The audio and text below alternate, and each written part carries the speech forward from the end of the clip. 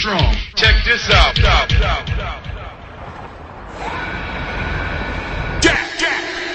The whole scene I've been around all my life was predominantly minority. When I came across the ocean, it was the opposite.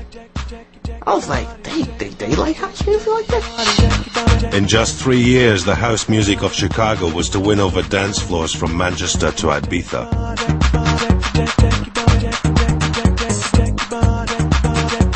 When you first heard this stuff, it was just blew your bollocks off. While its combination with ecstasy was to transform British society. It was the first time that people actually let themselves go. At the time, it was a revolution.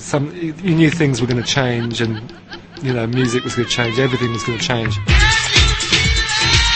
This is the story of the music and people who created the Summer of Love. It was life-changing. It was life-changing for those people on the dance floor. It was life-changing for me in the DJ box, and it was life-changing for the bouncers on the front door. Check this out.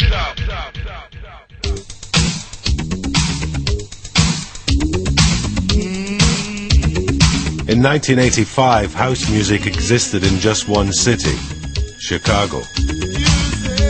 Everybody was DJs, so we needed something to catapult us into another category to make more money, and that became, just fragmented into making records at that time.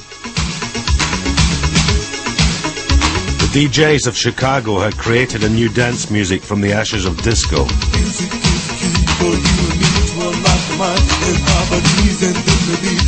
In 1985, legendary producer Steve Silk Hurley created its first hit. We pressed it up, it went through the roof.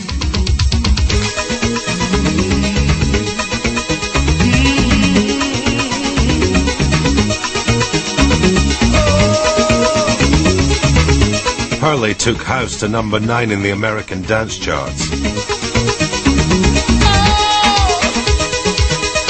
But he didn't get the chance to release his planned follow-up. To date, my biggest record in the UK is Love Can't Turn Around.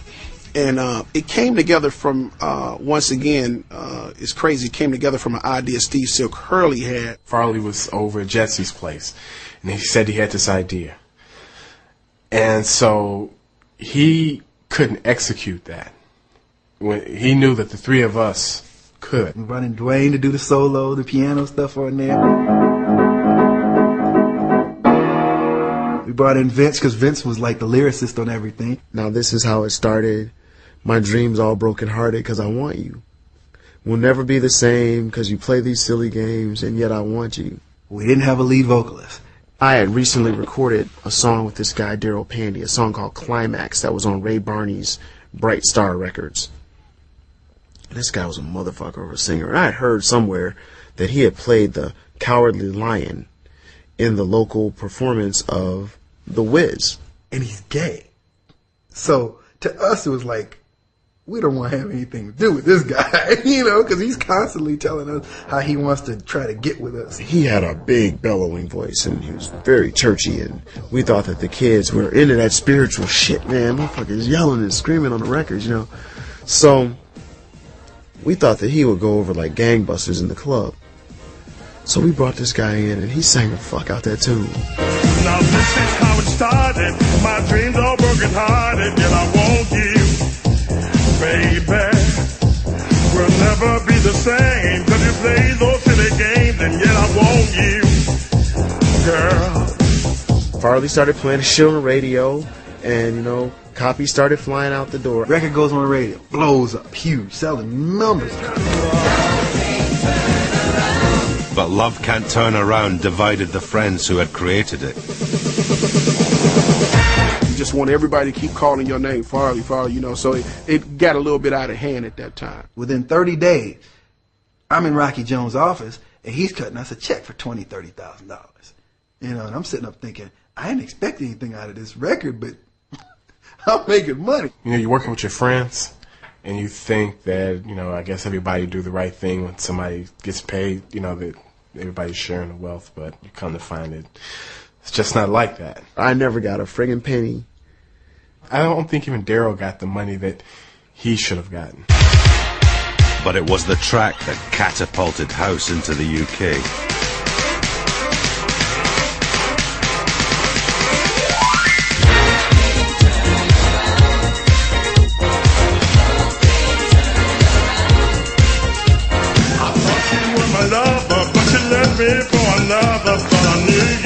It went top 10 in August 1986.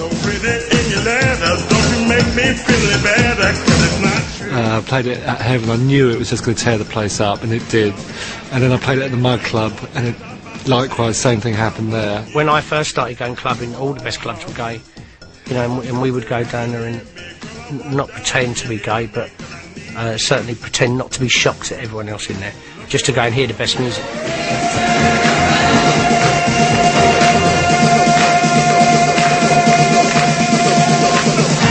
DJs who played house in straight clubs in London got a less enthusiastic reaction.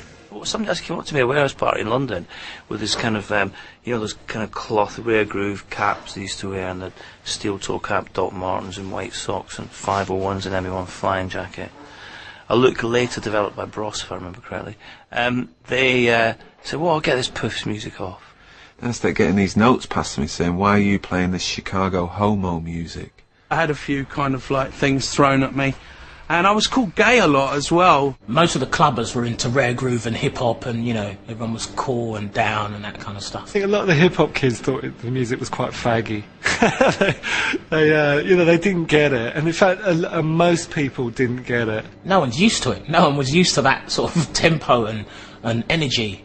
So you know, it took a while, but up north, everyone was into it. Everyone were into it long before we were, as far as like, you know, going out and dancing to it and stuff. Since the late 70s, soul fans in the north of England had held the torch for up-tempo dance music.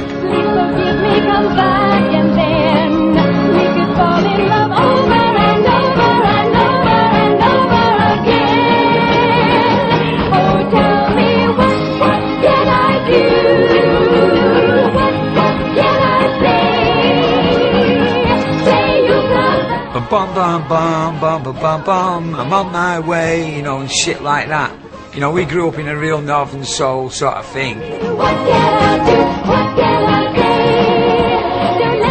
When house arrived in the 80s, it fitted into the northern soul all-night dance culture. I think there was a lot of similarities. It was like, you know, just very soulful, four-to-the-floor fast music. When the Hacienda started playing records from Detroit and Chicago, it wasn't that different maybe to what DJs had done a generation before. I mean, when we first started the Friday night at the house, we got quite a lot of the old northern boys coming down. When I was playing like Adonis, No Way Back, I mean, I could see lots of people doing northern soul dances. Opened by Factory Records in 1982, the Hacienda was modelled on New York clubs like the Danceteria. It was empty for the first 5 years, completely empty. And then at the beginning of '86, it began to do some business. Friday nights were quite cool, not massive business, and that was where I always used to say Pickering and Park used to play house music in '86.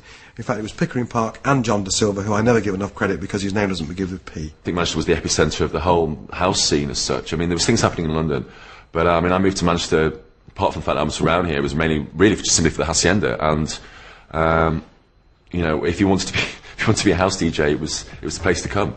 But when you went in the Hacienda, you heard stuff that nobody else got for fucking months.